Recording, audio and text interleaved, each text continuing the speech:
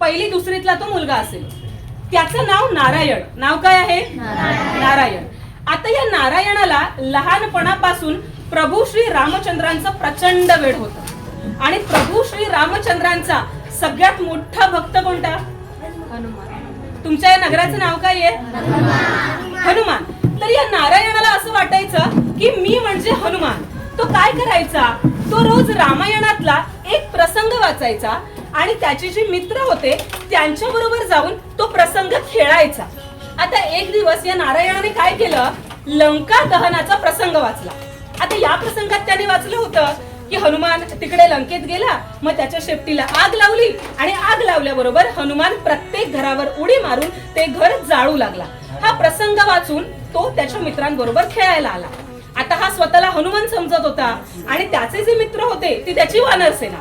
आता या सगळ्या मुलांनी काय केलं? आजूबाजूला ज्या कपड्याच्या चिंध्या होत्या त्या जमा केल्या, त्याच्यापासून एक मोठीच्या मोठी दोरी बनवली. दोरी कशासाठी बनवली? शेपटी. बरोबर. आता या नारायणाने काय केलं? ती शेपटी घेतली आणि आपल्या कमरेला मागे बांधली. पुढे याने काय वाचलं होतं? हनुमानाच्या शेपटीला आग लावतात. या मित्रांनी काय केलं? कुठून तरी रॉकेल आणलं, त्या कपड्याच्या दोरीवर ओतलं आणि त्याला आग लावून दिली. आता इतक्यावरच ही मुलं थांबली नाही. पुढे त्यांनी वाचलं होतं की हनुमंताच्या शेपटीला जेव्हा आग लागते तेव्हा हनुमंत काय करतो? सगळ्या घरांवर उड्या मारत सुटतो. हा छोटा नारायण प्रत्येकाच्या घरात जाऊन सगळं जे मिळेल ते जाळू लागला. कोणाच्या गवताच्या गंजा जाळल्या, कोणाचे कपडे जाळले, कोणाची पुस्तकं जाळली.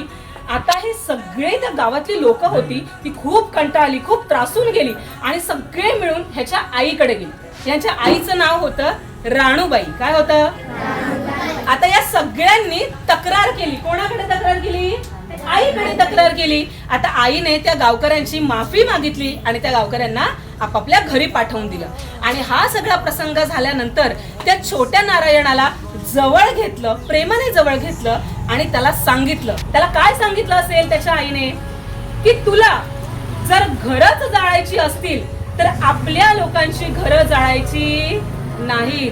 जर तू हनुमंताचा आदर्श घेऊन जगतोयस तर हनुमंताने कधीच आपल्या लोकांची घरं जाळली नव्हती, तर तो लंकेत गेला आणि तिथे जाऊन शत्रूची घरं जाळली. असा आदर्श, हनुमंताचा आदर्श आपल्या मुलासमोर उभी करणारी ही राणूबाई आणि हनुमंताचा आदर्श पुढे घेऊन जे व्यक्तिमत्व पुढे नावारूपाला आलं ते कोण माहितीये का? समर्थ रामदास स्वामी. यातून मला सांगायचं इतकंच आहे की आपल्या मुलांसमोर आपण आदर्श उभे करायला हवेत आणि आजच्या काळात जर आमच्या मुलांसमोर आम्हाला कोणाचा आदर्श उभा करायचा असेल तर छत्रपती शिवाजी महाराजांशिवाय दुसरं नाव घेता येणार